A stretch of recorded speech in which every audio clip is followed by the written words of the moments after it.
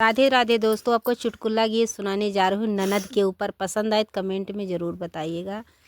नदिया किनारे सासू जो धरी बवाए, नदिया किनारे सासू जो धरी बवाए, हो रखावै पठवै ना, हो रखावै पठवै ना, वही लाहुरी नदिया रखावै पठवै ना, वही लाहुरी नदिया रखावै पठवै ना। एकहू जो नरिया खाए सुगना नदिया हो, एकहू जो नरिया खाए सुगना नदिया हो, धरऊ बैन नदीना, हो धरऊ बैन नदीना, तोहरे गाँव ना कदीनवा, धरऊ बैन नदीना, तोहरे गाँव ना कदीनवा, धरऊ बैन नदीना।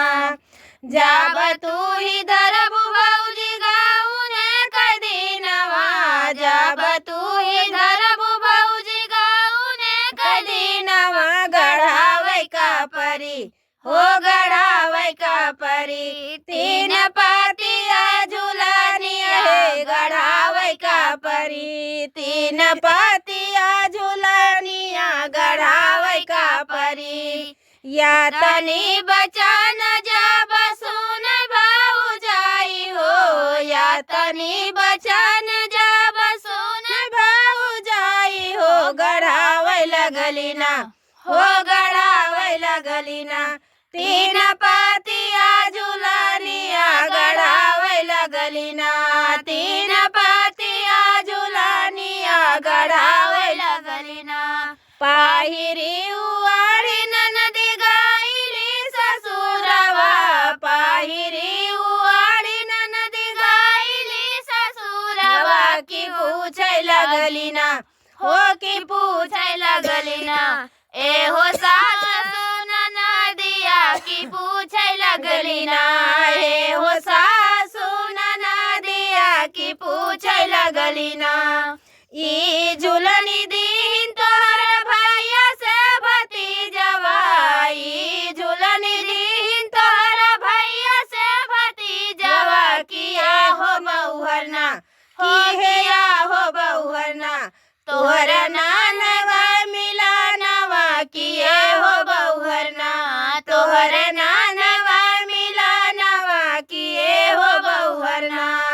नाही झूलनी दीन हमारा भैया से भतीजवा, नाही झूलनी दीन हमारा भैया से भतीजवा, किए हो सासुना, हो किए हो सासुना, हमारे नान गई मिलानवा, किए हो सासुना, हमारे नान गई मिलानवा, किए हो सासुना।